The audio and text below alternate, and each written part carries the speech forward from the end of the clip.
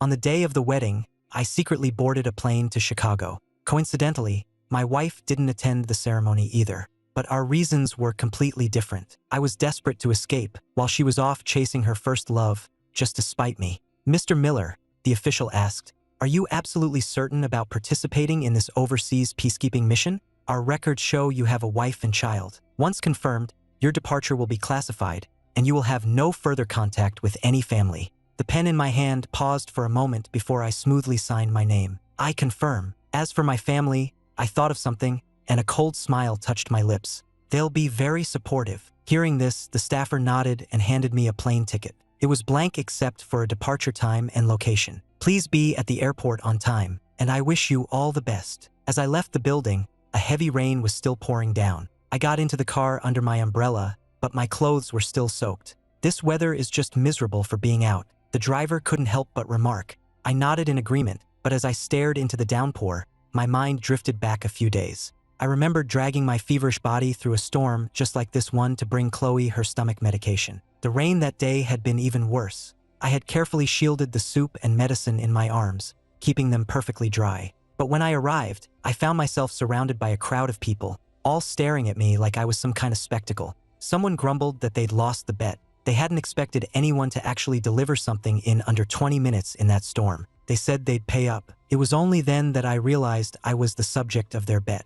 A wave of humiliation washed over me, as if I'd been slapped hard across the face. I looked to Chloe, hoping for an explanation, but she wouldn't even meet my eyes. Her gaze was fixed on the man sitting next to her, Alex. A man whose face I knew from Chloe's photo albums and her phone. Her childhood sweetheart, her first love. I never imagined I would meet Alex like this. He was sitting beside Chloe, who had another man's jacket draped over her shoulders. Meanwhile, I stood there, soaked to the bone, cold rain dripping from my hair like a pathetic stray. Alex, however, just smiled amicably and offered me a few tissues. "Is this your butler? Running out in a storm like this to bring you things? Chloe, you'd better remember to give him a raise when you get home." My mind went blank, but my body reacted before I could think. I slapped his hand away. The sharp sound echoed through the room, silencing the chatter. Powerful shove followed. Chloe pushed me to the floor. Already weak from the fever, my body gave way, and my head slammed hard against the edge of the glass coffee table.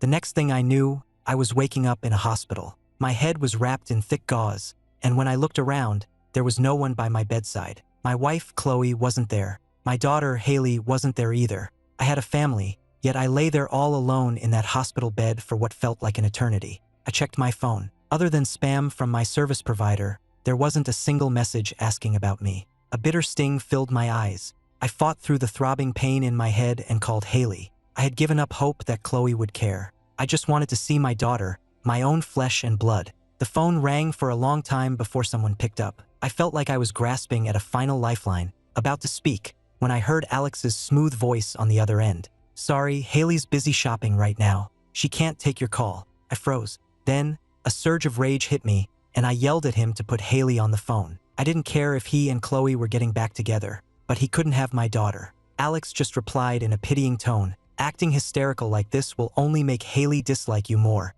Here, why don't you listen for yourself?" The sound on the other end grew louder. He had put the phone on speaker. "Haley, come over here." "Thanks, Alex. You're the best. Alex, you're the nicest person in the whole world." "Really? Better than your dad." "My dad would never take me to an amusement park or buy me all these snacks. All he does is stay home and cook those soupy things and force Mom and me to drink them. They taste like garbage. They're disgusting." Haley's voice trailed off, and my heart felt hollow. Chloe and Haley's health was fragile. They needed careful looking after, and all my efforts, all my care, were seen as nothing more than a burden to them. Then, Alex's voice returned, dripping with pity. "I know this might sound cruel, but you're an able-bodied man who just stays home doing chores anyone could do. Guilt-tripping your wife and child with your service is pretty pathetic, don't you think?" I don't remember what else he said after that. I just remember feeling a profound cold spread through me, as if my blood was turning to ice, leaving me frozen and unable to move.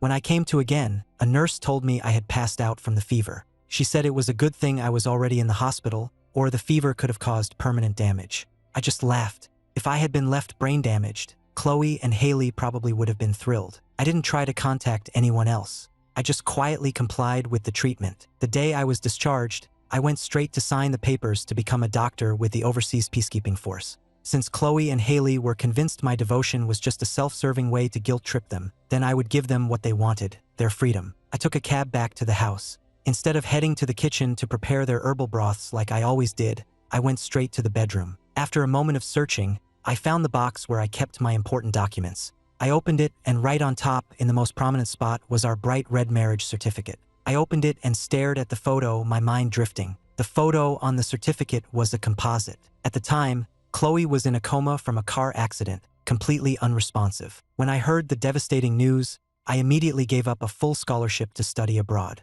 I went to the Blackwood estate to become her private physician, managing every aspect of her care. I married Chloe in the second year of her coma. Other members of the Blackwood family were getting greedy, scheming to carve up her inheritance for themselves. To protect what was rightfully hers, I went and processed the marriage license myself. In those days, I spent my time giving her acupuncture and physical therapy, and fighting off her predatory relatives who were circling like vultures. For the next 3 years, for over 1,000 days and nights, I personally administered her massages and treatments. Even when her own family had lost all hope, I gritted my teeth and carried on. Just when I thought this would be my life forever, Chloe suddenly woke up. Once she was lucid, she accepted our marriage. She promised she would be a good wife. I didn't care that she didn't love me. Years ago, when I was being bullied in school, it was Chloe who stepped in and chased them off. A single sentence from her changed everything for me, saving my teenage years from being a total nightmare. From that day on, I quietly cherished her name in my heart. So even if our marriage lacked passionate romance and was built on quiet companionship, I was perfectly happy. I thought we would continue like that forever, that I would be by her side until the very end. But Alex's return shattered that equilibrium. It even drove the ever-proud Chloe to break her promise to me. Thinking of the thinly veiled contempt from Chloe and Haley, I gave a bitter smile and set the marriage certificate aside. I looked through the other documents. They were for the properties, jewels, and stocks that Chloe's father had gifted to me. I had set them all aside as a safety net for my daughter. My plan had always been to give everything to Haley when she came of age. But now that I had decided to leave, I didn't want these assets to be a lingering tie to the Blackwood family. I called Haley, intending to give them to her as a final gift. "Haley, can you come home for a bit? Dad has something very important to talk to you about." Haley's voice sounded distant. "Okay." The line went dead. I gathered the documents together. Just then, I heard the front door open. I walked out to see Chloe with Alex right behind her. He was holding Haley's hand, looking so comfortable it was as if he lived there and I was the guest. When Haley saw me, her eyes darted away and she quickly clung to Alex's leg. He patted her back soothingly. "Sorry," Alex said. Haley said she was scared, so she insisted I come back with her. "You don't mind, do you, Mr. Miller?" My eyes were fixed on Haley, but she wouldn't even glance in my direction. She acted as if she was terrified I might rush over and grab her. I took a deep breath, reminding myself that she was just a child. I didn't want our last conversation to leave a terrible impression on her. Forcing myself to remain calm, I said, "Haley, I need to speak with you alone for a minute." I didn't want Alex to have any chance of getting his hands on this money. In the future, Chloe and Alex might have their own children, and Haley's position in the family would become precarious. This was the last safety net I could provide for my daughter. At least she would never have to worry about money. It was the last thing I could do to honor our bond as father and daughter. But upon hearing my words, Haley reacted as if I'd said something horrifying. She shook her head frantically. "Mommy, Alex, I don't want to go. I want to stay with you. You promised you wouldn't let him take me away." Her reaction left me speechless. Watching my daughter cry so desperately, I clenched my fists. "Haley, what if I told you I have something very important to give you? Won't you even spend a few minutes with me?" Haley just kept crying. "I don't want anything from you. I just want to stay with my mom. Go away." In the time she'd spent with Alex,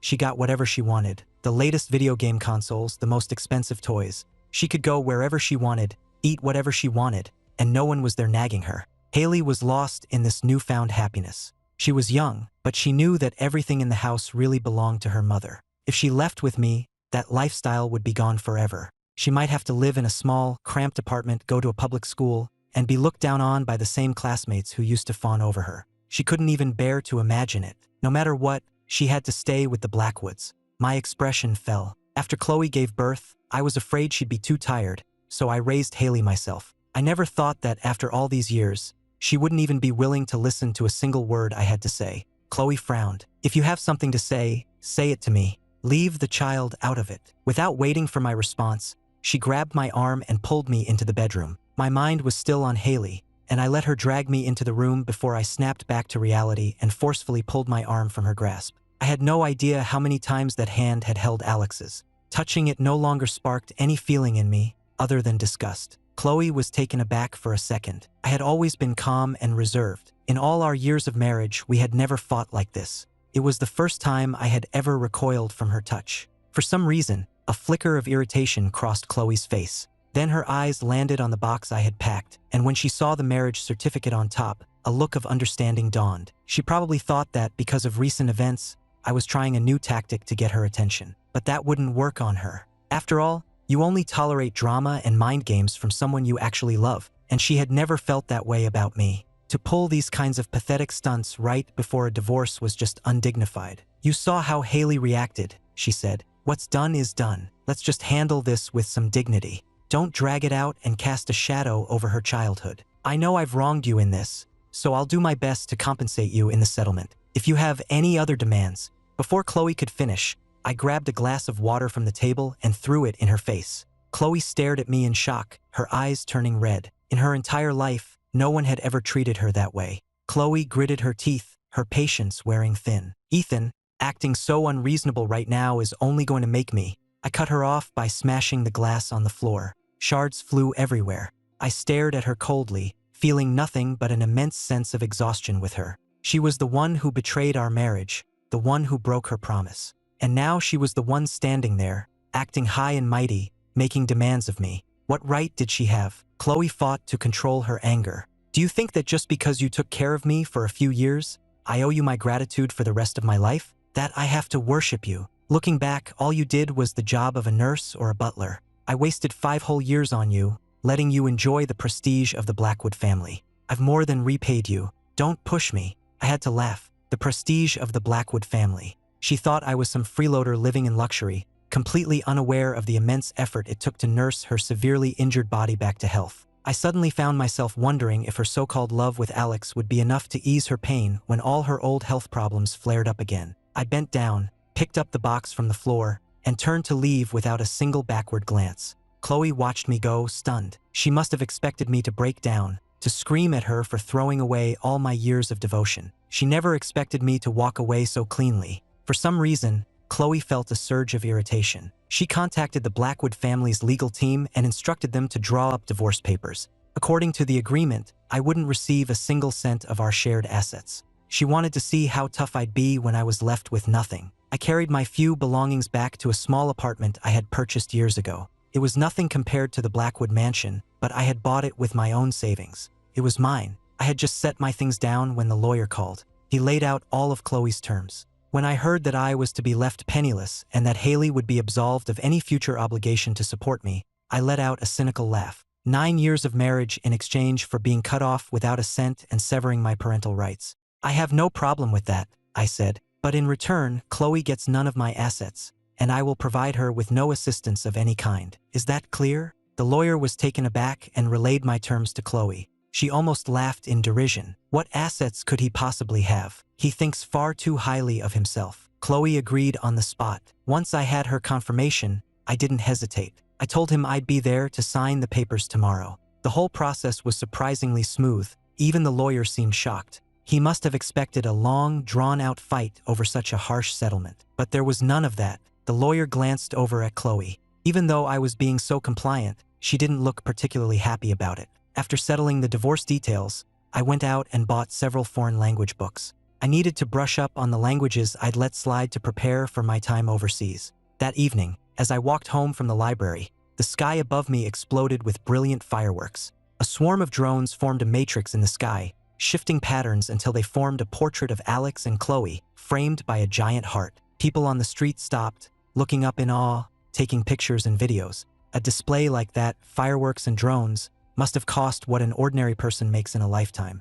It was an extravagant display of romance. I tilted my head back, watching the dazzling display, and suddenly remembered something Chloe had once told me. She said she was too busy to remember meaningful dates, so I shouldn't expect any surprises from her. She never once remembered my birthday. Usually, I just get a perfunctory happy birthday text, sent only after her assistant had reminded her, and even that had made me happy. But now I understood. It wasn't that she couldn't remember, it was that she couldn't be bothered to put in any effort for me. I watched in silence as the fireworks faded from the sky, just as the intense, burning passion I once had for Chloe had finally burned itself out. I quietly wiped my face and walked away. After the fireworks, Alex proposed to Chloe. As he slipped the ring onto her finger, her mind, for some reason, flashed to the ring I used to wear. It had been a free promotional item she got while buying other jewelry. She had tossed it to me casually, but I had treasured it, never once taking it off. Chloe snapped back to the present, but the initial thrill was gone.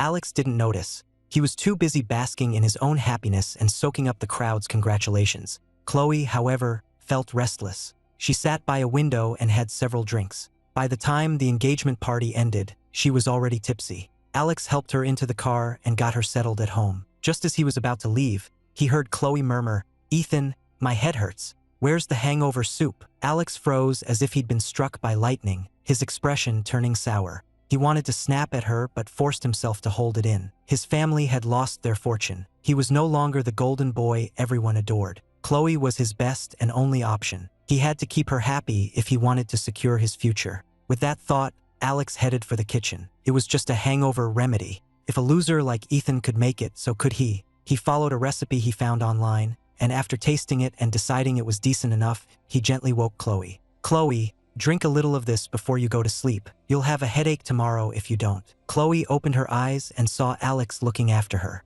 For a second, it felt strange, unfamiliar. Then she remembered that she had accepted his proposal earlier that day. 9 years was a long time. Even if she hadn't invested much emotion into our marriage, she had still grown accustomed to my presence. Alex scooped up a spoonful and brought it to her lips. She took a sip, and her brow furrowed. The taste was all wrong. It wasn't how she liked it at all. But considering he had made it for her, she didn't say anything. She forced down a few more mouthfuls before lying down to sleep. The next morning, Chloe woke with a splitting hangover. She rubbed her throbbing temples, and her first instinct was to call for me to come massage her head, but she stopped herself. Her expression was sheepish. They had already filed for divorce. Once the papers were signed today, they would be nothing more than strangers. Alex, lying beside her, saw the look on her face and slowly tightened his fists. He thought getting rid of me was the final victory, but he had underestimated the power of habit. He worried that, in time, Chloe and Haley might start to miss the life they had with me.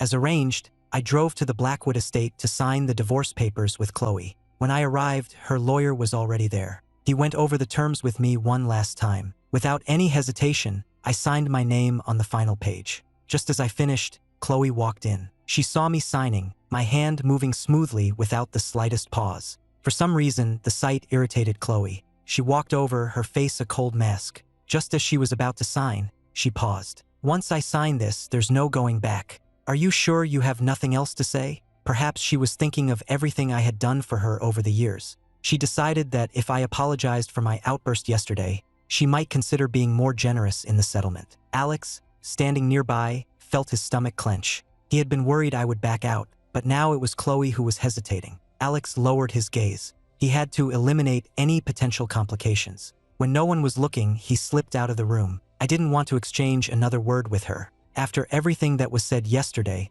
her feigned concern was insulting. "Please just sign it. I'm in a hurry." Chloe was left speechless. She had never seen this sharp-tongued side of me before. But then she remembered I was leaving with nothing. A man with no career and no college degree. My bravado wouldn't last long. She decided not to press the issue. After the papers were signed, I went back to my old room to gather the last of my things and then left for good. As I got into my car, I caught a glimpse of Alex in the rearview mirror. He was watching me from a distance, a smug, victorious smile on his face that filled me with disgust. I slammed my foot on the accelerator and sped away from the place that held so many of my memories. I was driving, trying to figure out my next move, when suddenly I heard the shrill wail of a police siren. I frowned, realizing the siren was right behind me. I slowed down to let them pass, but instead, the cruiser swerved in front of me, forcing me to a halt. Though completely bewildered, I complied. I opened my door to ask what was wrong, but before I could speak, I was roughly slammed against the side of my car. My face hit the cold metal with a thud, the impact stinging. The metallic taste of blood filled my mouth. I had cut my lip. I struggled, but I was no match for the trained officer holding me down. An officer forced my trunk open, and his face lit up with relief. "We found the kid," he yelled, grabbing his radio to report in. Then he carefully lifted Haley, who was unconscious, out of the trunk. The moment I saw her, my mind went into a tailspin. I couldn't process what was happening. How did Haley get in my trunk? What was going on? My car was blocking traffic, and a crowd started to gather. When they saw the officer pull an unconscious child from my trunk, their faces twisted with hostility. He looked so normal. How could he do something like that? He must be a kidnapper. That poor kid. He probably abducted her. People like that deserve to be locked up forever. The crowd was in an uproar, shouting and jeering. As the police led me away, someone in the mob managed to land a sharp kick to my side. I winced in pain but said nothing. My eyes darted to Haley, who was still unconscious. Even though she had broken my heart, she was still my daughter. Right then, all I cared about was whether she was okay. But the officers gave me no chance to get near her. They cuffed me, put me in the back of a separate cruiser, and took me in for questioning. I was taken to the station and left alone in a dark interrogation room. My mind was a mess. I was terrified for Haley's safety, and I had no idea what was going to happen. While I was lost in my chaotic thoughts, the door creaked open. An officer led me out. I expected to be interrogated, but instead, I was brought face to face with Chloe, her expression completely blank. I didn't care about anything else. "Haley," I asked frantically, "where is she? Is she awake? Is she okay?" Chloe shot me a cold glare. "Ethan, I never knew you were such a good actor. You're the one who drugged Haley with sleeping pills and stuffed her in the trunk to abduct her. And now you're standing here pretending to be concerned." My eyes widened. I heard her words, but my brain couldn't make sense of them. It was completely absurd. "What are you talking about?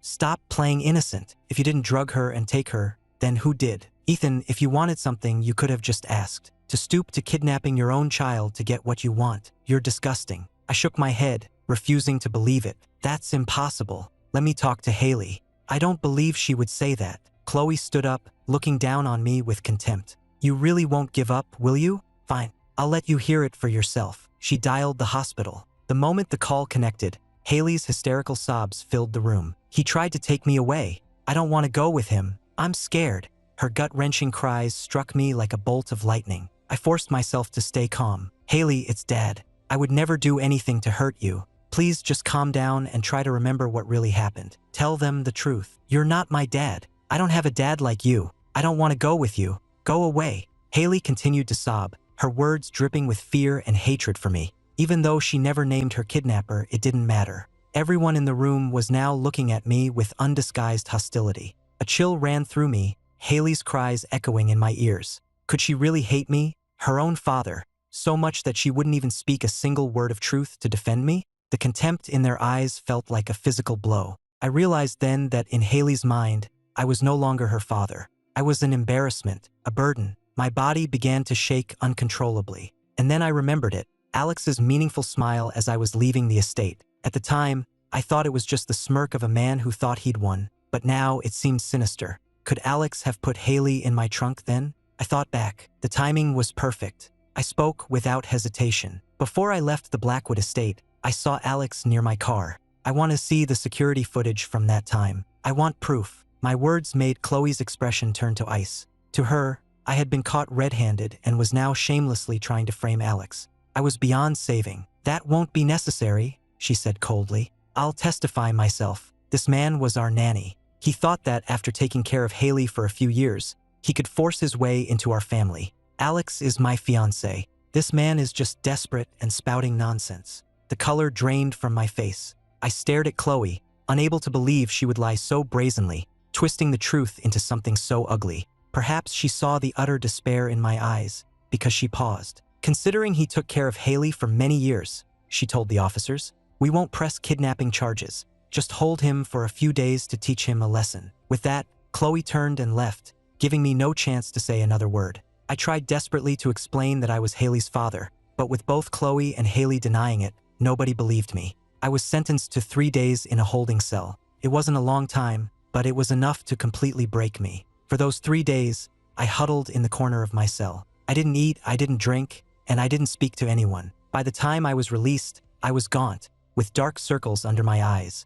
I felt so weak that a strong gust of wind could have knocked me over. I felt like a zombie, desperate to escape that nightmarish place, but I was immediately blinded by camera flashes and bombarded with aggressive questions from a crowd of reporters. "Sir, is it true you were the Blackwood family nanny? Did you kidnap the child to try and force Chloe Blackwood to marry you so you could get a piece of the family fortune? Were you pushed over the edge by the news of Chloe Blackwood and Alex Vance's spectacular engagement? What on earth made you think a simple nanny had a shot with someone like Chloe Blackwood? Were you delusional?" The questions were a barrage of mockery, mixed with insults and curses hurled from the surrounding crowd. My body was shaking uncontrollably. I shoved one of them out of the way, broke through the circle, and scrambled into my car. I pulled out the divorce papers. "Chloe and I were married. Alex is the one who broke up our marriage. It's all right here, written clear as day." But in the chaos, no one was listening. Someone snatched the papers from my hand, ripped them to pieces, and threw them to the ground. "He's living in a fantasy world. He's actually started to believe his own lies. Haha, seriously, who would be blind enough to choose a vicious loser like him over a god like Alex Vance?" I was shoved, spat on, and cursed at. A tidal wave of malice washed over me, threatening to drown me completely. Finally, the police intervened, worried the massive crowd would become dangerous, and began to disperse everyone. By the time the crowd was gone, my clothes were torn and filthy, and a red handprint was stinging on my cheek from where someone had slapped me. I staggered to my feet, wiped my grimy face, and sat in my car, staring blankly ahead. I don't know how long I sat there before the incessant buzzing of my phone pulled me back. I opened it to find my inbox flooded with messages from unknown numbers. Every single one was cursing me out, calling me a shameless monster for hurting a child. Some had even taken the humiliating photos from the crowd and photoshopped them, adding bloodstains and writing curses across my face. Maybe I was just in shock, but I felt numb. For a fleeting moment, I had the urge to just step on the gas and plow through them all. But I quickly reined myself in. The real culprits weren't these easily manipulated people. It was Chloe and Alex, and I would make them pay. I was leaving the country soon. I didn't have time to fight a protracted battle with Chloe. There was only one way to end this. I drove home and organized every useful document I had, creating a clear, chronological chain of evidence. Then, I made a call to the department handling my classified deployment. "Hello," I said. "After I've left the country, would it be possible for you to release this information on an official government channel?" "Yes, that's right, as long as it's published and can't be taken down." After years of being married to Chloe, I knew how the Blackwood family manipulated the media. Having an official government source release the information was the only way to ensure it wouldn't be buried. After they verified the authenticity of my evidence, the person on the other end gave me a firm answer. "You're serving this country as a hero, Mr. Miller. Protecting your reputation is our duty." With that confirmation, I breathed a long sigh of relief. The next morning, I boarded a flight overseas, heading for one of the most dangerous conflict zones in the world. Before takeoff, I glanced at my watch, my eyes cold. I hoped Chloe would enjoy my parting gift. As my plane was taking off, Chloe and Alex were just returning from their vacation abroad. Haley was sleeping peacefully in Alex's arms. Chloe saw the peaceful scene in her rearview mirror and couldn't help but smile. But then she thought about the storm brewing online, and her smile tightened. She had expected me to break down and come crawling back to her, begging for forgiveness. She never imagined I would just disappear without a word. Chloe felt a complex mix of emotions. As she was lost in thought, the sudden ringing of her phone shattered the quiet. Chloe frowned, but seeing it was her executive assistant, she answered. "Ms. Blackwood, we have a problem. Mr. Miller has released a statement on the internet. He's made his past marriage to you public." Chloe slammed on the brakes. "What happened?" "I told you to manage the narrative. I gave explicit orders that nothing damaging to the Blackwood family was to get out. You can't even handle one simple thing?" Before she could finish, her phone was overwhelmed by a sudden flood of incoming calls. She tried to decline them, but her phone was frozen, inundated with calls and texts, completely unusable. She glanced at the notifications. They were all messages cursing her, calling her an adulterer who had destroyed her ex-husband. The vicious language made her want to smash the phone against the dashboard. The ominous feeling in her gut intensified. Could my silence all this time have been me gathering my strength for one fatal blow? But that was impossible. He'd been out of the professional world for so long. How could he possibly have the connections to override her media control?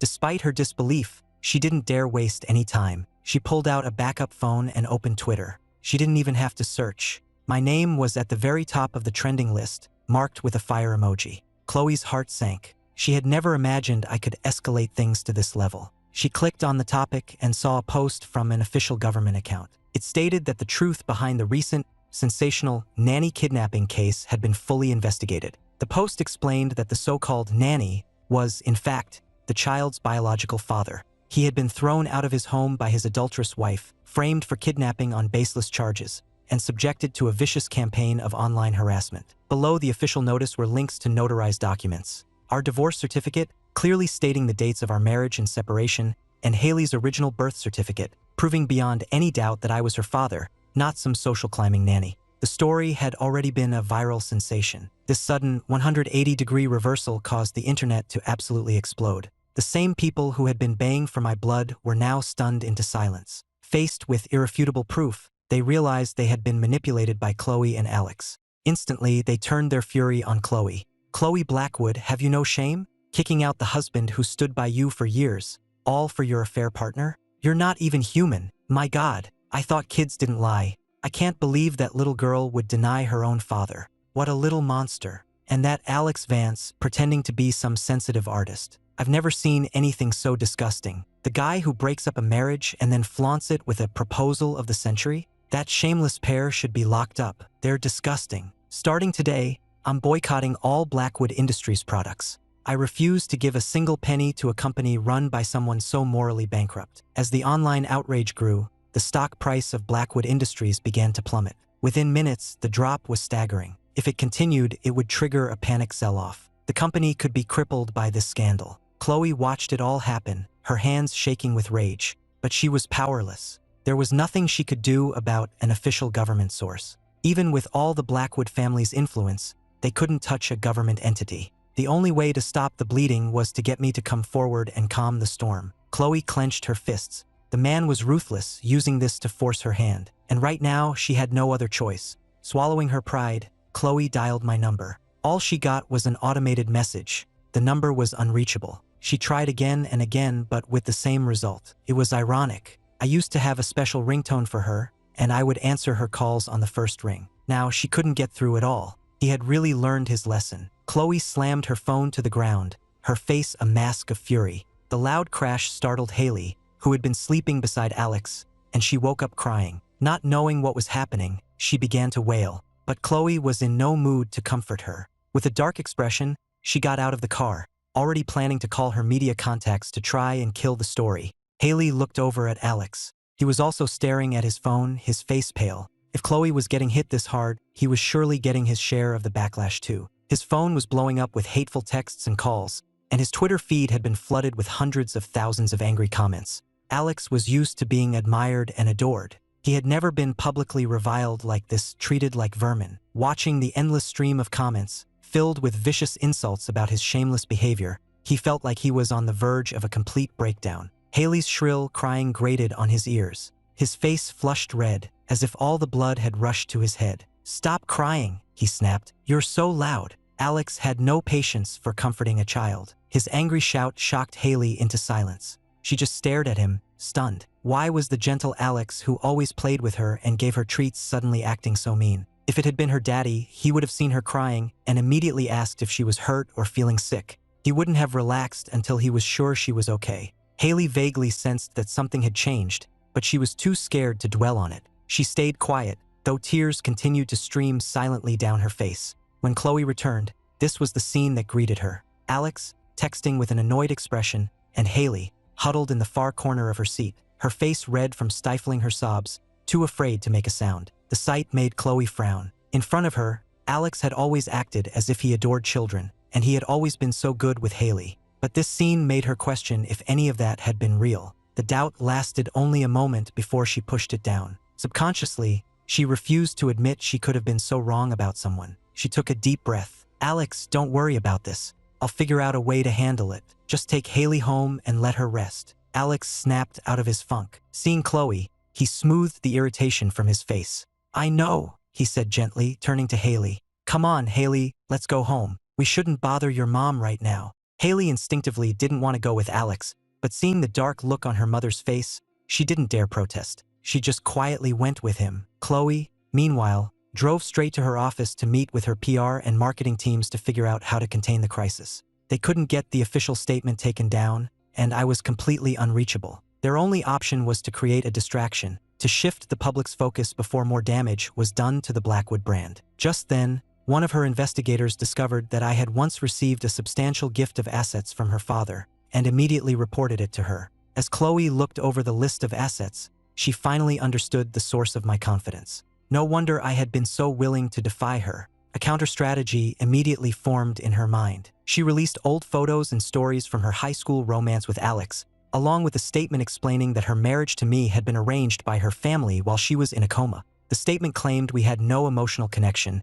and that we had mutually agreed to divorce, with me accepting a generous financial settlement to leave quietly. But then, it alleged, I had suddenly reneged on the deal, attempting to kidnap our child to extort even more money from her. Everything that followed was simply her trying to teach me a lesson. Chloe then publicly released the list of assets in my name. The enormous sum was calculated to stir up public resentment and envy. At the very least, the narrative would no longer be so one-sidedly against her. Soon after the post went live, it had the desired effect. Seeing the vast amount of wealth, many people grew envious and turned on me, calling me a greedy, insatiable gold digger who deserved everything that had happened to him. By the time Chloe had finished managing the crisis, it was late at night. Seeing that public opinion had successfully been swayed, she finally let out a sigh of relief. To make sure nothing else went wrong, she decided to sleep at the office. In the middle of the night, she was jolted awake by a sharp, stabbing pain in her stomach. She realized that in the chaos since her return, she had been so busy that she hadn't eaten in over 12 hours,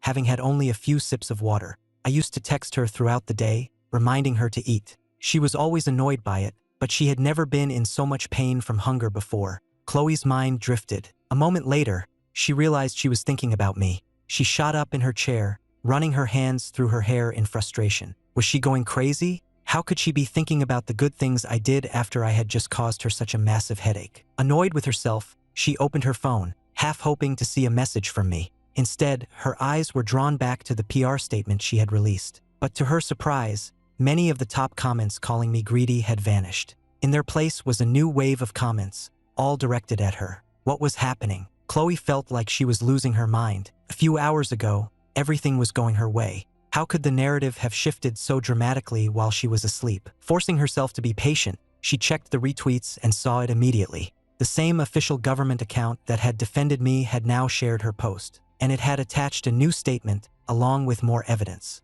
This time, it included the official records of her father gifting the assets to me, and documents showing that I had used those same assets to establish a charitable foundation for sick children from low-income families. Crucially, the foundation had been established long before this scandal broke, proving it wasn't some last-minute stunt to win public sympathy. The evidence was undeniable. I had never cared about her money. In fact, I had given it all away to help others. There was more, years of medical records from her checkups and rehabilitation sessions, all meticulously organized and preserved by me, a testament to the years of dedicated care I had provided. This detailed chain of evidence completely demolished Chloe's web of lies. And because of her misleading post, the official statement now included a direct condemnation of Blackwood Industries for using improper means to spread disinformation, engage in slander, and manipulate public discourse, stating such behavior would not be tolerated. It was only then that Chloe grasped the true severity of the situation. Before, she thought she could muddy the waters and save her reputation. Now, she had been publicly shamed, and the incident officially labeled as a malicious act by a government body. Her hands trembled uncontrollably. She couldn't bear to imagine how much worse things would get. If she couldn't get this under control, Blackwood Industries, her family's legacy, could be ruined under her leadership. Chloe immediately started calling everyone she knew, trying to pull some strings, but no one dared to get involved. As the news spread, corporate partners began calling one after another, all wanting to terminate their contracts to avoid being associated with the scandal. Chloe was overwhelmed. Every attempt she made to fix things failed. The cramping in her stomach intensified into a sharp, stabbing pain, but she had no choice but to push through it. But when she arrived at the office the next morning, she was greeted by a stack of resignation letters. Her top executives, seeing how cruelly she had treated the man who had cared for her since she was in a coma, feared for their own futures. They worried that after years of loyal service, they too could be cast aside without a second thought. They were all looking for a way out. Chloe couldn't believe it. At the company's most difficult moment, the leadership team she had personally cultivated was abandoning her. Her face went pale as she clutched her aching stomach. "If you want to leave,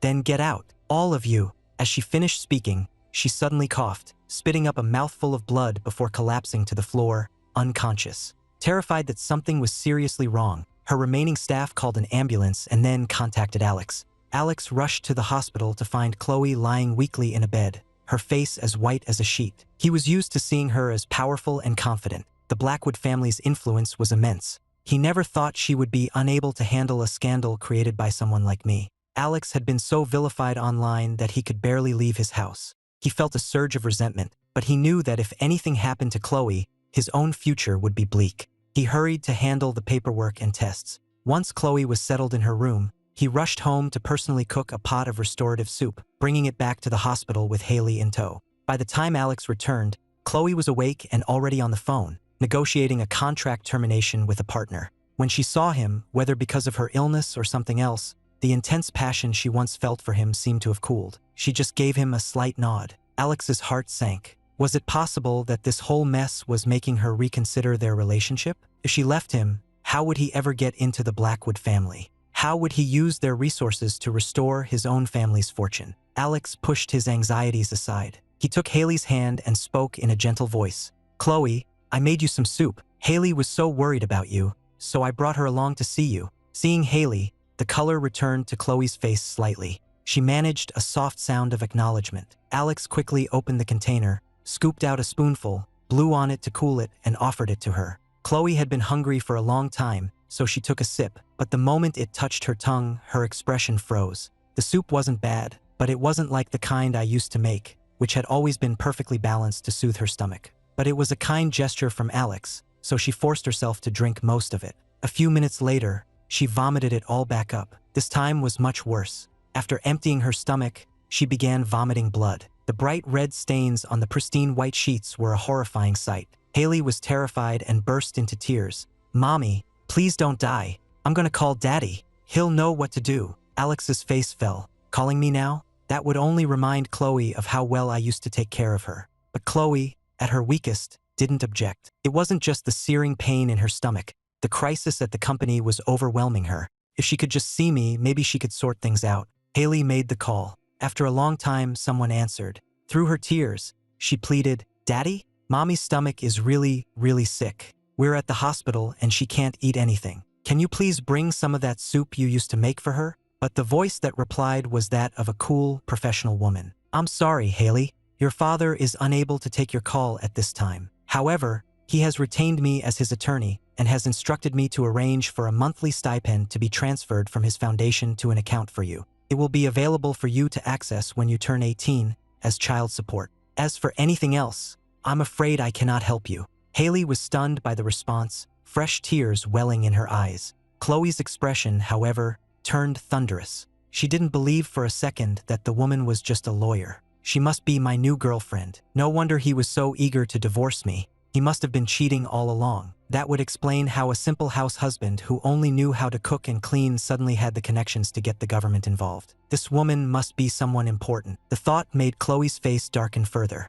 She snatched the phone. "Do you really expect me to believe that nonsense? I bet Ethan is standing right there next to you. I have to say, madam, I'm truly impressed with your taste in men. You have a real talent for getting involved with other people's families." The lawyer on the other end sighed. "Ma'am, please refrain from making baseless accusations. My client is, as I said, unavailable to see you. If you continue with these slanderous remarks, I will be forced to take legal action. That is, unless you want the Blackwood name to become even more infamous than it already is." With that, the line went dead. Hearing the dial tone, Chloe threw the phone onto the bed, her face growing even paler. The outburst frightened Haley so much that her tears stopped, and she didn't dare say another word. Chloe's face was a storm cloud. The thought that I might have been cheating on her all along unleashed a rage she couldn't control. She wanted to call her contacts and have me and my other woman blacklisted to make me pay for crossing her. But her hands were tied. She didn't know who this woman was, and she couldn't risk bringing any more trouble to her already floundering company. For the next few weeks, Chloe laid low. She paid off a few media outlets to leak a couple of celebrity scandals, creating a new distraction that finally took the spotlight off of her and Alex. But the damage was done. Blackwood Industries had taken a major hit. Key partners had pulled out, and many senior employees who had been with her for years had resigned. As a result, even though she was sick, Chloe couldn't rest. She had to personally manage every detail of the company's affairs. The stress of work, combined with her chronic stomach pain, was taking its toll. She stopped eating the food Alex brought, instead hiring a private chef who specialized in therapeutic diets to create meals for her. But it only helped a little. She still couldn't eat much and she lost weight rapidly. The constant pain made it impossible to sleep, and she began to look haggard and worn down. Alex stayed by her side at first, but he soon grew tired of her short temper, which was made worse by her constant pain. On top of that, his reputation in the country was ruined. He was treated like a pariah everywhere he went. So, using the excuse that he was taking Haley on a trip to cheer her up, he left the country.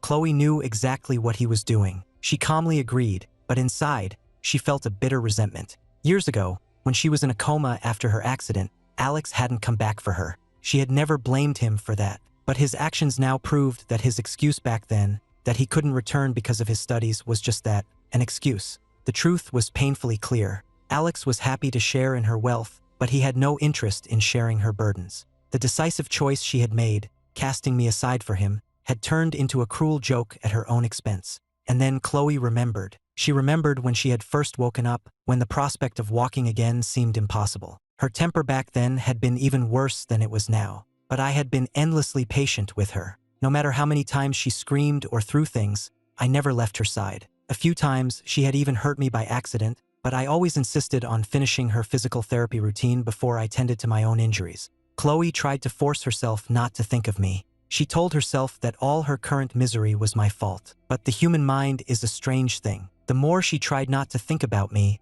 the more my memory flooded her thoughts. She remembered the early days after she woke up, when her body was still weak. She remembered me supporting her through the painful rehabilitation, my face lighting up with pure, childish joy at every tiny bit of progress she made. She remembered me spending hours every day researching new ways to nourish her body, new massage techniques, new treatments. She even remembered the time I tested a new medication on myself to check for side effects and ended up in the hospital. She remembered the few times she had given me some small, insignificant gift on a whim. They were worthless trinkets, but my face would light up with such surprise, my eyes shining as brightly as stars. It was only then that Chloe realized it wasn't that she didn't care about me. She had never consciously tried to remember these things, but through years of constant companionship, my presence had woven itself into the very fabric of her being, an inseparable part of her life. And with that realization came a sudden, overwhelming urge to see me. Chloe could no longer suppress her desire to know how I was doing. She patiently composed a careful message.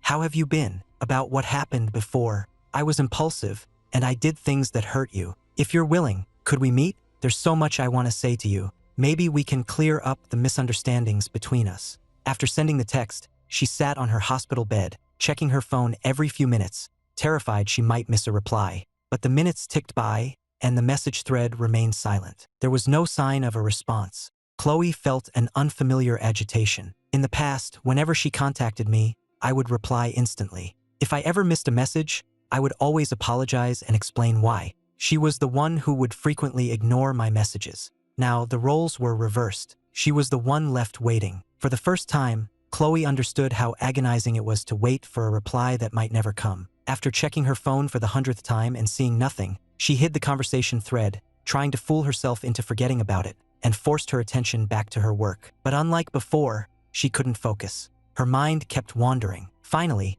a notification sound chimed from her phone. Chloe immediately dropped the file she was holding and grabbed it. But it wasn't a reply from me. It was an alert from her bank. Alex had exceeded the spending limit on the supplementary card she had given him. In the past, she wouldn't have given it a second thought. But the irony was bitter. Here she was, lying in a hospital bed, while Alex was on the other side of the world, spending her money without a care. She thought of all the expensive cars and properties she had gifted him since his return, without a moment's hesitation. Then she thought of the cruel divorce settlement she had forced on me, leaving me with nothing. A bitter taste filled her mouth. If their roles were reversed, would she ever be able to forgive so easily? Chloe took a deep breath, abandoning her previous approach. She typed a new message. "Haley misses you a lot. If you're willing, maybe you could see her." She had racked her brain but couldn't think of many instances where she had been genuinely kind to me. It seemed their entire relationship had been me trying to give her warmth and her offering almost nothing in return. So using Haley was her only option. After all, I had raised her since she was a baby.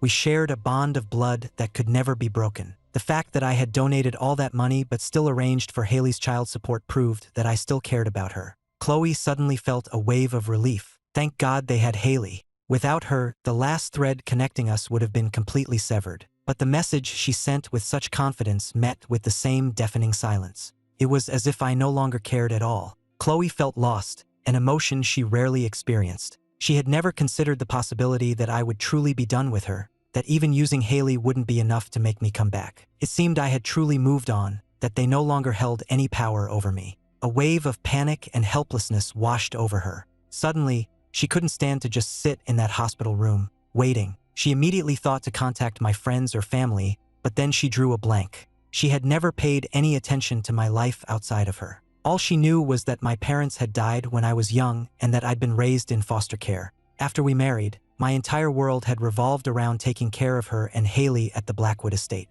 That was why she had been so certain I would never dare to leave her, or at least not with such finality. She never imagined reality would hit her so hard. Chloe's only option was to hire a private investigator. She told him to find me no matter the cost. The investigator quickly found a few people I had been in contact with, and Chloe began calling them one by one. But because the scandal of her affair and how she had treated me was so public, most of them gave her an earful before hanging up on her. Desperate, Chloe resorted to lying, telling them that Haley was sick and was asking for me. Only then did they talk to her. But their answers were all the same. They didn't know where I was and hadn't heard from me. The investigator reported the same thing. After the day the government released the information, it was as if I had vanished into thin air. It was then that a real panic began to set in. She couldn't believe I was completely unreachable, that I wouldn't even respond to the news that Haley was sick. "Keep looking," she ordered the investigator. "Check if he's left the country." Unwilling to give up, Chloe decided to go back to the house and search through the things I'd left behind,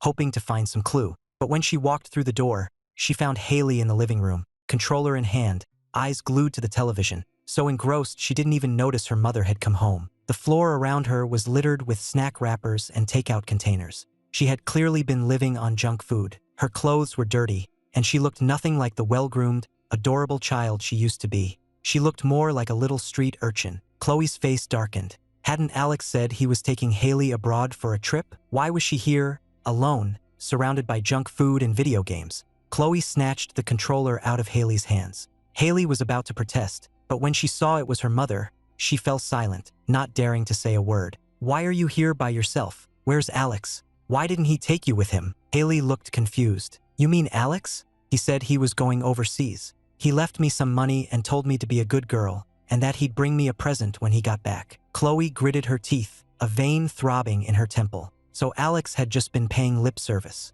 In reality, he had abandoned Haley, leaving her home all alone. It was a good thing Haley was old enough to order food for herself and just play video games. If she had been younger, left alone for that long, something terrible could have happened. If I had been there, I never would have let Haley live like this. The thought triggered another memory. She had been so certain that I was the one who had drugged Haley. But now she wasn't so sure. My desperate pleas from that day echoed in her mind. I had begged her to check the security cameras, to see for herself who had done such a monstrous thing to our daughter. Chloe called the housekeeper and asked her to get Haley cleaned up. Then, she hurried to the security room to review the footage from that day. She quickly located the files for the correct date, but she found something strange. All the recordings from that specific day had been deleted. A cold suspicion formed in her mind. She dug her nails into her palm. The truth was obvious. I hadn't been back to the house.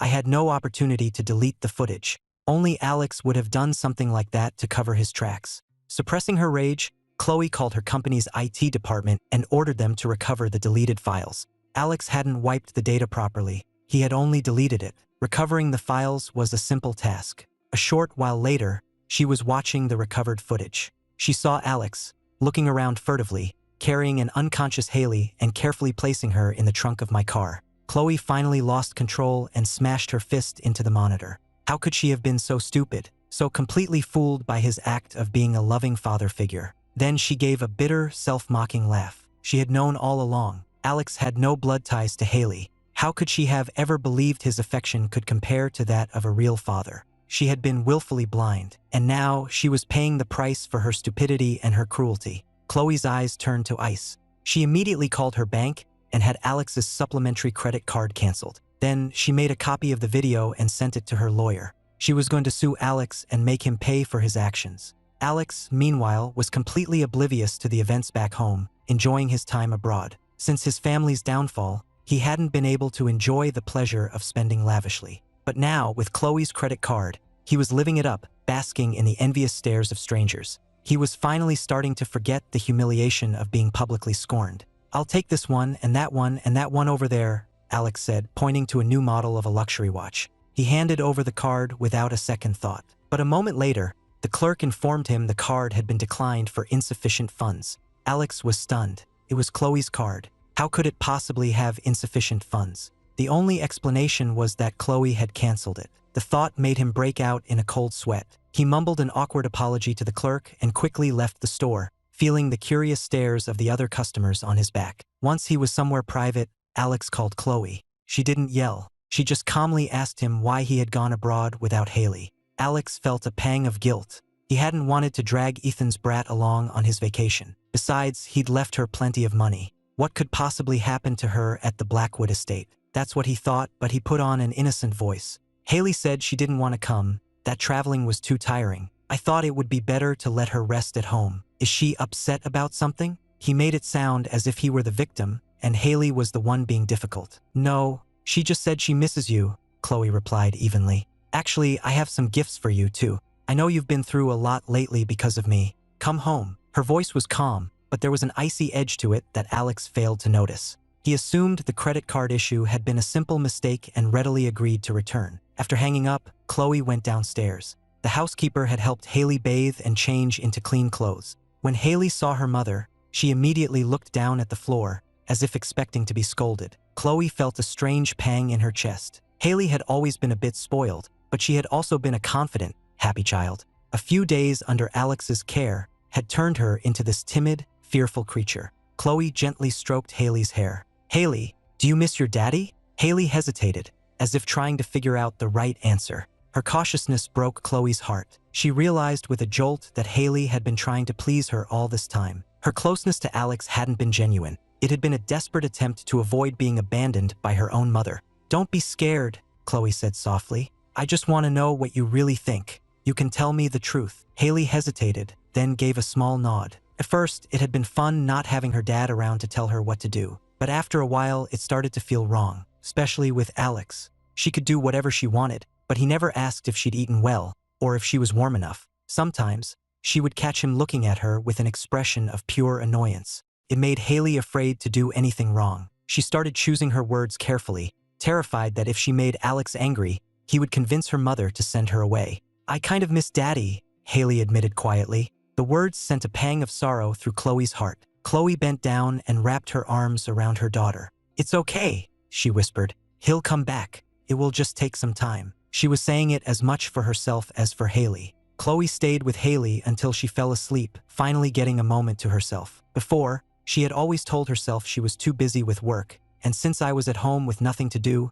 it was only natural that I handle everything related to Haley. She had assumed it was easy. Now that she was the one doing it, she realized just how wrong she had been. She had taken me for granted, assuming I would just silently devote my life to her and our daughter, never asking for anything in return. Just then, she heard footsteps outside. It was Alex, holding up a beautifully wrapped gift bag with a smile. "Chloe, I picked out a little something for you. Want to see?" Chloe found it deeply ironic. He had bought it with her money and was now presenting it to her as a gift. The nerve of him, but she kept her expression neutral. "Why don't you see the gift I have for you first?" she said calmly. Suspecting nothing, Alex sat down beside her and casually draped his arm around her shoulders. Chloe immediately shrugged him off. She opened the laptop on the table and played a video file. Alex was confused at first, but as he watched, the color drained from his face. "Chloe," he stammered, "what is this? Shouldn't you know better than anyone? You're the one who drugged Haley and put her in my car to frame me for kidnapping. Has your memory gotten that bad in just a few days?"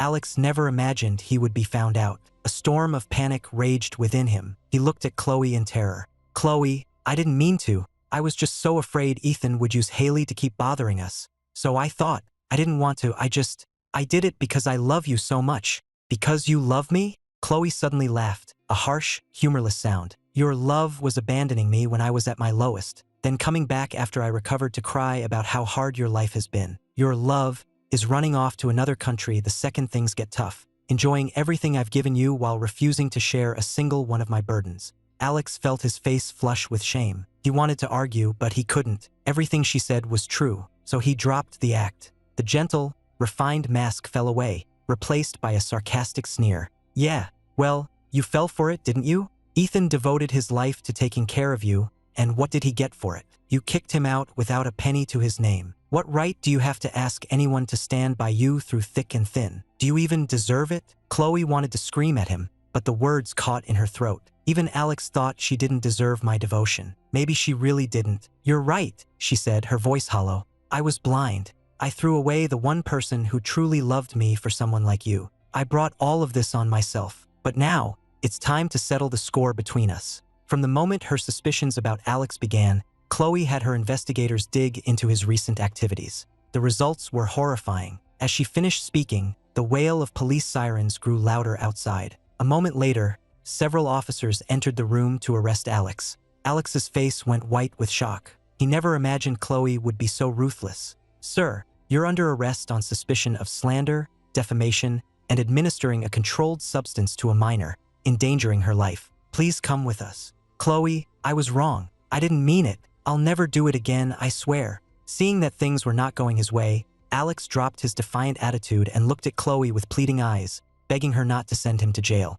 My lawyer will be in touch, Chloe said, completely unmoved. She watched as the police led him away. As Alex's shouts faded into the distance, Chloe finally sat down. Her fingers traced over a family portrait that she had taken from Haley's room. Staring at my face in the photo, she whispered to herself, Ethan, for everything you suffered, he will pay it back 1,000 times over. So please, don't be angry anymore, okay? But the photograph was just a photograph. It offered no reply.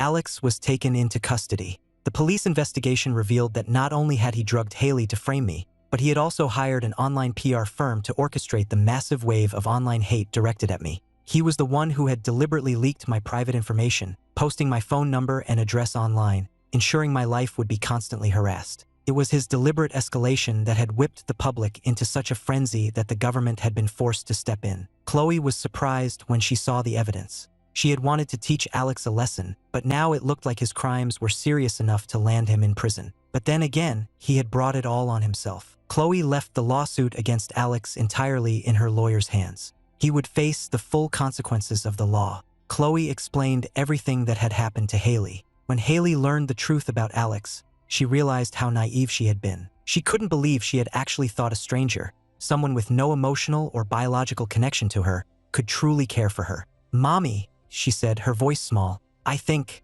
I did a lot of things that hurt Daddy. Haley remembered all the hurtful things she had said about me just to get Alex's approval, and her face grew pale. Before, she had thought her mom did everything to support the family. Her dad just did chores that anyone could do. He wasn't important. But now that he was really gone, now that he didn't care about her anymore, Haley was starting to understand that the comfortable life she had always taken for granted had only been possible because of my constant effort. I want to see Daddy. I want to tell him I'm sorry. I miss him, but he's never going to forgive us, is he? Perhaps because Chloe had been paying more attention to her lately, Haley wasn't as timid as she had been. Seeing the fear on her daughter's face, Chloe's heart ached. Of course he will, she said, trying to sound reassuring. He wouldn't be that heartless. You're his daughter. How could he ever abandon you? She was trying to convince herself as much as she was trying to convince Haley. In the weeks that followed, Chloe never stopped looking for me, but it was fruitless. It was as if I had simply vanished off the face of the earth. She kept thinking that if I knew Alex was gone,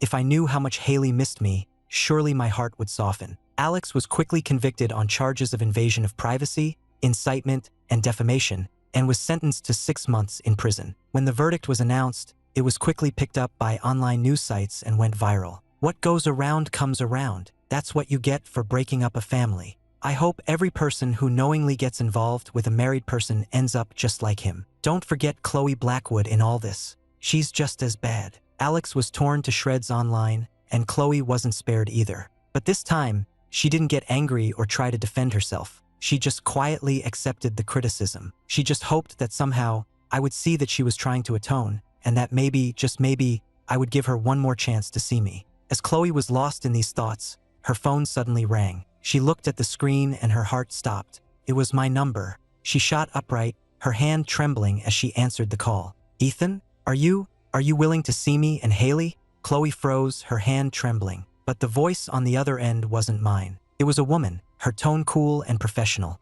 "Ms. Blackwood, I have a letter for you and Haley, left by Mr. Miller. It will explain his current situation." Chloe's mouth opened and closed, but no words came out. She wanted to demand to know who this woman was to me, but she knew she no longer had any right to ask. She swallowed her anger and managed a quiet sound of assent. After receiving her confirmation, the woman said she would have the item delivered to Chloe's office and then promptly hung up. Chloe stood up and began to pace her office. The thought of that woman being with me filled her with a jealous rage. She wanted to find her and chase her away, but she knew that would only destroy what little was left of our relationship. She forced herself to push the impulse down and waited anxiously for the letter to arrive. A short time later, the letter was delivered. Chloe stared at my handwriting on the envelope. It was so familiar, yet it felt like it belonged to a different lifetime. She took a deep breath and slowly opened it. Inside was an enlistment form. It was for an overseas peacekeeping mission. Attached to it was a waiver, stating that I alone was responsible for my life or death. My signature was at the bottom. Chloe couldn't believe what she was seeing. All this time, she had thought I was just hiding somewhere, trying to make her and Haley realize how much they needed me. She thought that one day, when they finally understood, I would come back. This letter shattered that fantasy completely. She never, ever imagined I would do something like this. When she saw the words on the waiver, releasing everyone from responsibility for my life, she felt something inside her break. Why would he make such a monumental decision without talking to his family? Didn't he know how many people would be devastated if something happened to him? But then, a cold wave of realization washed over her. She remembered that time. She had been lost in the joy of her reunion with Alex, chasing the fantasy of rekindling her first love. Family, responsibility, she had thrown it all away. She had even deliberately humiliated me in front of a crowd of people, all just to amuse Alex. What right did she have to expect me to consider her or our family when I made my choice? The family had abandoned me first. My so-called family hadn't sheltered me from the storm. They were the storm. If I hadn't been completely and utterly disappointed, no, devastated by my wife and child, I never would have made such a drastic choice. Chloe's hand fell limply to her side. The letter drifted to the floor. She didn't bother to pick it up. She just stared blankly into space. She was learning a hard lesson. Sometimes, when you finally turn around, the person who was always waiting for you is no longer there. And I was never coming back. Chloe's heart felt hollow, like a vital piece had been carved out. She had treated me as if I were insignificant, but now that I was gone, the loss was unbearable. She didn't even know how she was going to explain this to Haley. How could she tell her that I wasn't coming back, that they might never see me again? In the end, all Chloe could do was lie. She told Haley that I had gone to study abroad and wouldn't be back for a long time. She said they shouldn't bother me, that they just had to wait for my anger to cool. Haley was heartbroken, but she was old enough to understand,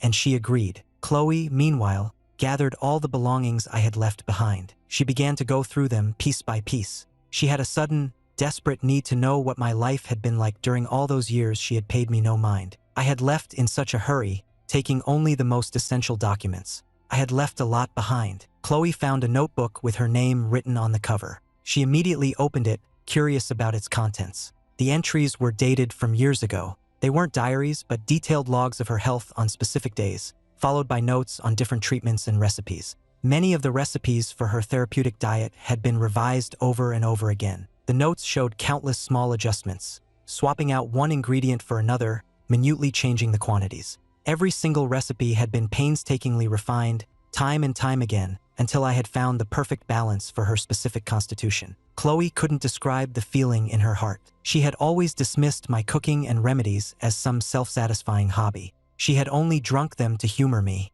She never realized that behind every seemingly simple meal was a universe of my meticulous, unwavering care. For all those years, despite receiving almost no encouragement from her, I had never once thought of giving up. A wave of shame washed over Chloe. She couldn't believe she had so shamelessly accepted my years of devotion, only to treat it with such disdain. Her contempt had been so obvious that it had poisoned Haley against me, teaching our daughter to disrespect her own father. Chloe felt utterly lost. She wanted desperately to atone for what she had done, but she had no idea where to even begin to find me. Even after learning I was on a classified peacekeeping mission, Chloe didn't give up. She hired international investigators to try and track me down, but it was useless. With the mission being officially classified, no private citizen could get any information. And since they were officially divorced, she couldn't even use the status of family to request information. Living in the house that was so full of my memory, Chloe felt my presence fading day by day. She grew thinner, more haggard.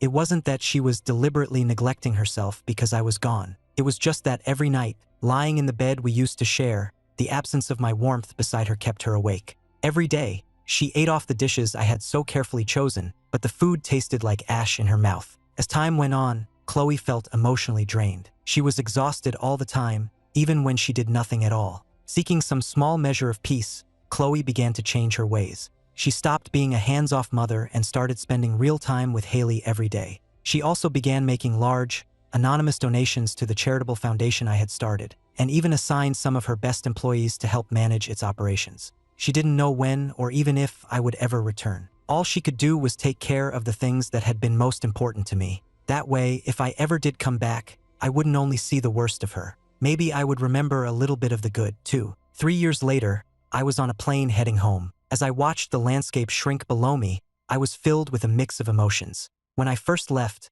all I wanted was to go somewhere no one could find me, to get away from the mother and daughter who had broken my heart, and just be alone. But after my time here, after everything I had seen and experienced, after surviving more than one near-death encounter, all the things that had once caused me so much pain seemed distant and insignificant, like smoke. I looked down at the simple, hand-beaded bracelet on my wrist. It was a gift from an elderly local woman I had helped, a thank you for getting her life-saving medication in time. It wasn't valuable, but every time I looked at it, I remembered the deep sense of purpose and fulfillment I felt in that moment. My backpack was filled with similar small treasures. I smiled. Leaving had been the right decision. It had shown me that I was capable of so much more than just revolving my life around Chloe and Haley. My world was so much bigger than the small universe of the Blackwood estate. Thinking of them, my smile faded slightly. After all this time, I assumed Alex and Chloe were probably married by now, and Haley had likely fully accepted him as her new dad. I had made my peace with Chloe,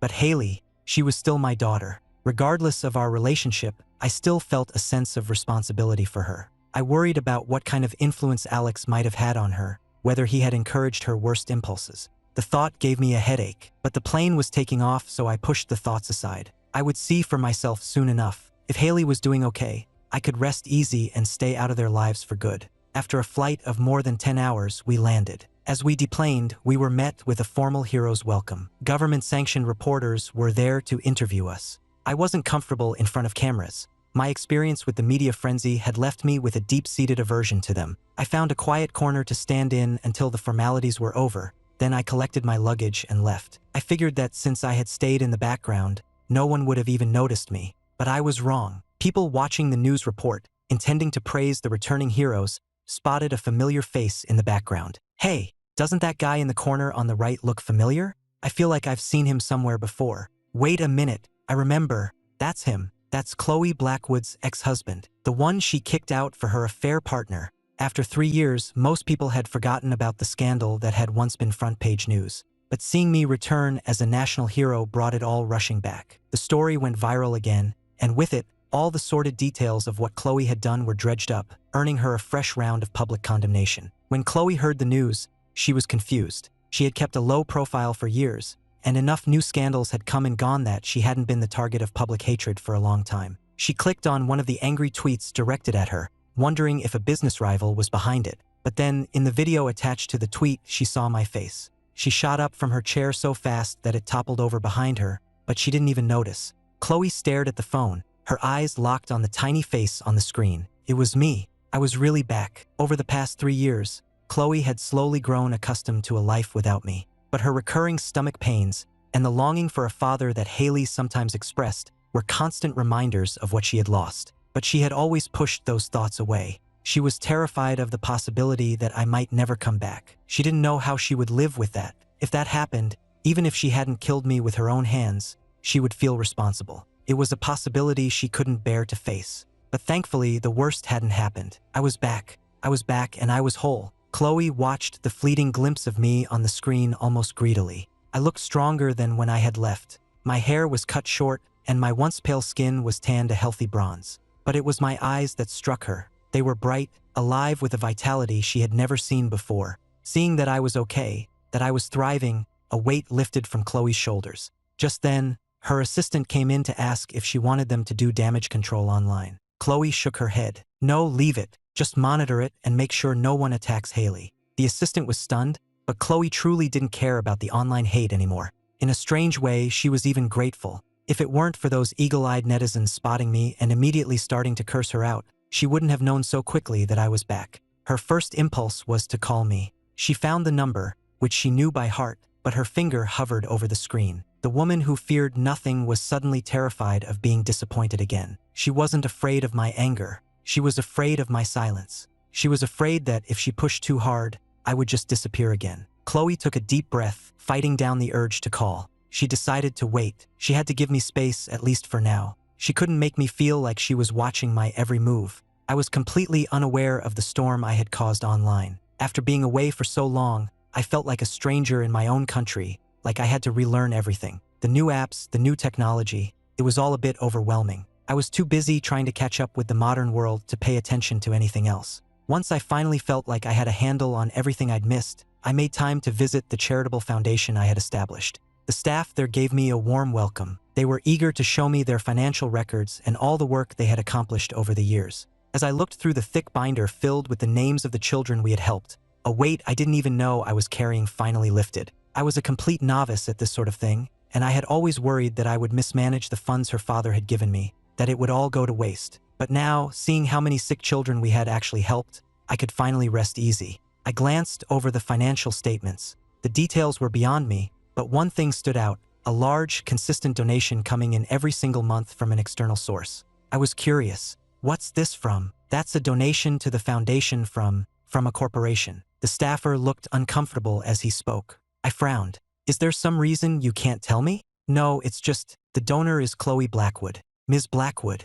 I was just worried you wouldn't be happy to hear that. But we figured the money could help so many more children, so we decided to accept it. I just nodded. I didn't have a strong reaction, but I couldn't help but wonder what she was up to. Why would Chloe be so generous? Was this another scheme? Was she planning to use these donations to frame me for something down the line? It seemed unlikely, but after everything that had happened, I had absolutely no trust in her. Worried about potential complications, I contacted the lawyer who had helped me before. When she heard my concerns, she suggested we meet with Chloe and draw up a formal contract, with her present, to avoid any future misunderstandings. I agreed immediately. I got my old SIM card and put it in my new phone. The moment I turned it on, it was flooded with years' worth of notifications from missed calls and texts. I deleted them all without looking and then found Chloe's number in my contacts. Chloe was in the middle of a board meeting. When her phone vibrated, she felt a flash of annoyance at the interruption. But when she saw the name on the screen, she completely forgot where she was or what she was doing. She immediately held up a hand, signaling for a pause, and stepped out to take the call. She left the entire boardroom staring at each other in stunned silence. Everyone knew Ms. Blackwood was a notorious workaholic. Who on earth could be important enough to make her walk out of a meeting? Chloe walked quickly out of the room, but her heart was beating even faster. She took a moment to suppress a wave of excitement before finally answering. Hello. Chloe struggled to keep her voice steady. Is this Chloe Blackwood? My own voice was perfectly level. This is Ethan Miller. I need to discuss something with you. Do you have time to meet? Yes, she said a little too quickly. When? I can meet whenever. This afternoon, then. I'll text you the address. I hung up without another word and sent her the address of the law firm. Chloe saved the address immediately. She walked back into the boardroom, announced the meeting was postponed, and then called Haley. Haley, your father's back. Do you want to go see him? Haley was quiet for a moment, a flicker of happiness in her eyes. But then her face fell, and she looked down. I want to see Daddy, she mumbled. But, will he want to see me? In the years I'd been gone, Haley had slowly come to understand how much a father truly meant. How could any child not feel a pang of envy seeing other kids out with both their parents? And as she got older, she began to understand just how cruel she had been, publicly disowning her own father just to please someone else. But there had been no chance to apologize, no way to fix her mistake. She had simply had to accept the fact that her father was gone from her life. Now, hearing I was back, she desperately wanted to see me, but she was terrified I was still angry, that I wouldn't want to see her at all. Of course he will, Chloe said, her voice softer than usual. You're his daughter. You're the most important person in the world to him. How could he not want to see you? Chloe's heart ached. Without a father's love, Haley had been forced to grow up too fast. But she couldn't blame me for leaving. She could only blame herself for being so blind, so cruel. Okay, I'll go, Haley agreed. Chloe immediately drove to the school to pick her up. She took Haley shopping for a new outfit, and after they were both carefully dressed, they drove to the address I had sent. But when they arrived, Chloe saw it was a law firm. She couldn't help but frown. Why would he ask to meet here? Her mind immediately went to the female lawyer who had handled my affairs before. Was it possible they were really together? At the thought, Chloe's grip on Haley's hand tightened unconsciously, and she didn't realize it until Haley cried out in pain. She forced a smile. "Sorry, sweetie. Mommy's just a little nervous. Let's go inside." Chloe led Haley inside. After she gave her name, the receptionist showed them to a conference room. When she opened the door, she saw me sitting at the table, reviewing some documents. My lawyer was there as well, but they were seated at a professional distance. It was clearly just a business relationship. The sight made Chloe breathe a quiet sigh of relief. Haley, however, saw me and her eyes immediately welled with tears. "Daddy," she whispered. I looked up, and for a moment, I was taken aback. Hearing her call me that felt like hearing a voice from another lifetime. The little girl who used to follow me everywhere, calling me Daddy 100 times a day, hadn't called me that once since Alex came into the picture. She had even denied I was her father in front of everyone. It would be a lie to say it didn't hurt, but seeing her now, looking so small and vulnerable, my heart softened. "You've gotten so tall," I said. "How have you been?" Haley glanced at Chloe, who gave her an encouraging nod. She cautiously walked over to me and started telling me about her life. She was in elementary school now, getting good grades, and she got along well with her teachers and friends. Hearing that she was doing well, I felt a sense of relief. I started to reach out to pat her on the head, but then I stopped, the gesture feeling unnatural. The scars from what they had done ran deep. I found myself flinching away from even that small gesture of affection. Chloe saw my hesitation, and the light in her eyes dimmed. But then, a look of resignation settled on her face. If her own family had betrayed her like that, she wouldn't be able to trust anyone either. "Haley, why don't you wait outside for a minute? Your father and I need to talk." Though she looked reluctant, Haley nodded and quietly left the room. Chloe was the first to speak. "You're the one who called this meeting. What's it about?" I collected myself, my emotions settling back into a calm neutrality. I pushed a file across the table toward her. "Ms. Blackwood, I only learned upon my return that you've been making significant donations to my foundation. I don't know what your motives are, but to avoid any potential issues, I'd like to clarify a few details. For instance, I need to confirm that these are not marital assets from a subsequent marriage. I don't want the foundation to be dragged into a property dispute down the line." Chloe's brow furrowed. "Wait, what are you talking about? Marital property? I never remarried." I was surprised. I had assumed that after going to such lengths to get rid of me for Alex, she would have married him immediately. So they never did? It seemed even their grand, dramatic love couldn't survive the simple realities of life. Chloe pressed her lips into a thin line. "There's something I need to tell you. After you left, I checked the security footage. I found out it was Alex. He's the one who drugged Haley and put her in your car. The media storm, he hired online trolls to fan the flames. I sued him. I sent him to prison. I don't know what happened to him after he got out, and I don't care about what happened. I was wrong about you. I wanted to contact you, to apologize, but I couldn't find you. It wasn't until later that I found out you'd gone overseas on a classified mission." She explained everything in a rush, as if terrified I would misunderstand her again if she didn't get all the words out. I listened, but I didn't feel much of anything. Too much time had passed. The desperate need I once had to prove my innocence was gone.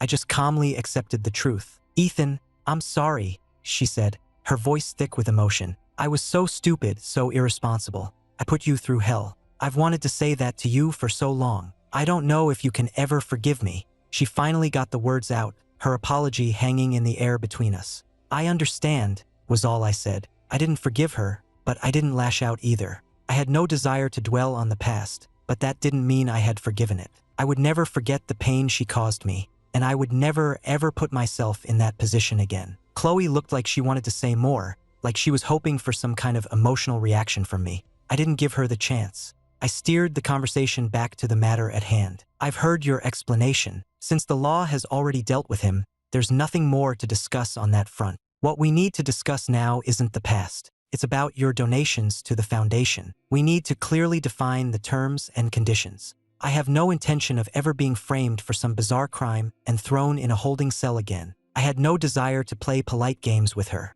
I made my intentions perfectly clear. As she listened, Chloe felt a chill spread through her veins, leaving her feeling frozen, unable to move. He was afraid she would use the foundation to frame him again. After all these years, after everything she had done to try and make amends, that's what he thought of her? You really think I would do something like that? She asked, her voice wounded. I looked at her pained expression and frowned. Wouldn't you? I only trust in evidence and legal contracts now. I won't expose myself to any unnecessary risks ever again. As I spoke, I gestured to the 2 security cameras in the corners of the room. The message was clear. I didn't trust her. Any interaction we had from now on would be recorded and witnessed. That was the biggest lesson I had learned from being so utterly betrayed by her and Alex. Chloe suddenly lost the will to argue. She felt like a fool. All her past shamelessness had come back to her now like a boomerang, hitting her square in the face. She was the one who had destroyed the image I once held of her. She was the one who had obliterated every last shred of my trust. Yes, when dealing with someone who would commit perjury to have me arrested,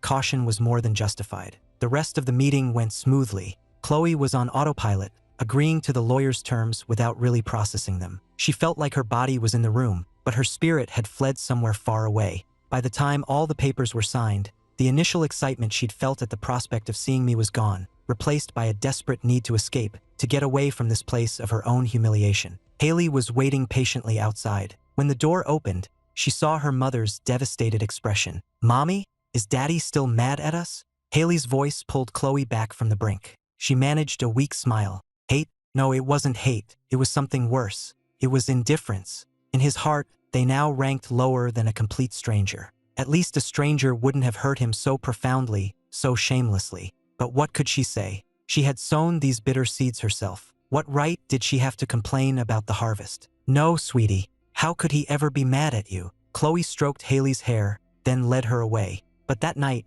perhaps triggered by the intense emotional stress, Chloe's chronic stomach condition, which had been stable for some time, flared up violently. She was rushed to the hospital that evening with a bleeding ulcer. After years of simply managing the symptoms with medication instead of properly healing, the attack was unusually severe. She was taken to the ICU, and the doctors even issued a critical condition notice. I didn't find out until Haley called me in the middle of the night. Haley was mature for her age, but a situation like this was too much for her. She panicked, and her first instinct was to call an adult she could trust. I offered a few words of comfort, but I had no intention of going to the hospital. Someone with Chloe's status would have no shortage of people fussing over her. There was no reason for me to get involved. So, when Chloe finally woke up after the emergency procedure, the faces she saw were Haley's, tear-streaked with relief, and her assistant's. She instinctively scanned the room for me, but I wasn't there. A wave of disappointment washed over her. Chloe forced herself to keep a neutral expression. She waited until she was alone, then pulled out her phone and started typing a text. Ethan, I'm in the hospital. My stomach hurts so much. She typed, then deleted it. She tried again. Ethan, I need to talk to you about Haley's custody arrangements. The first message was the truth, but she knew I probably didn't care about her pain anymore. So she had to use Haley as bait. Call it manipulative, but in that moment of weakness, she desperately wanted to see me. When I saw the message, I agreed to go. In the time before I arrived, Chloe tried to make herself presentable, not wanting to look so haggard that I would be annoyed by the sight of her. I got there quickly. When I walked in, I was taken aback for a moment by how weak and frail she looked lying in the hospital bed. I knew this version of Chloe better than anyone. I had taken care of her in this state for years. Seeing my expression soften, she seemed to think I was reminiscing about our past, and a look of ecstatic hope crossed her face. She lowered her voice. Ethan, I really can't take care of myself without you. I was so wrong before. Can we maybe? I snapped out of my reverie and looked at her, a small, sad smile on my face. Do you remember? I began. Years ago, in school, I was an outcast because my clothes were old and worn. You were just passing by, but you saw them bullying me, and you chased them away. After that, no one ever bothered me again. Back then, I thought you were the kindest girl in the entire world. I promised myself that if I ever had the chance, I would do anything to repay you. Chloe looked stunned. She clearly had no memory of it. It must have been a fleeting, insignificant moment for her, a single sentence she'd forgotten as soon as she'd said it, but I had held onto it for all these years. She saw the depth of my devotion then. Ethan, I didn't let her speak. I just kept going. So, when I heard about your accident, when I heard you were in a coma, I didn't hesitate for a second. I gave up my scholarship to study abroad and came to take care of you. During all those hopeless days and nights, when even your own family had given up on you, I kept going. I told myself that if I just held on a little longer, maybe, just maybe, you would wake up. And you did. I waited and you woke up. But in the end, our marriage became a joke. I gave a self-deprecating laugh. If you had wanted a divorce, you could have just told me. I would never have forced you to stay. But what you did, it destroyed my memory of that kind girl from the schoolyard. It destroyed the very reason I had dedicated my life to you for all those years. I don't regret my choices. Not marrying you, and not leaving you. Never. Chloe suddenly realized she had never truly known me at all. I was stronger than she had ever imagined, more willing to let go. She didn't have that kind of courage to make a clean break. Not even for Haley's sake? Won't you at least try again? I know I hurt you. If you would just give me one more chance, I'll prove to you that I've changed. I looked at her, a deep, searching gaze. You don't need me, Chloe. What you need is someone to be your silent support system, someone to take care of you so you can live without a single worry. It could be anyone. The problem is, the man you chose, Alex, would never lower himself to do those things for you. That's the only reason you miss me. But I've seen what else is out there now.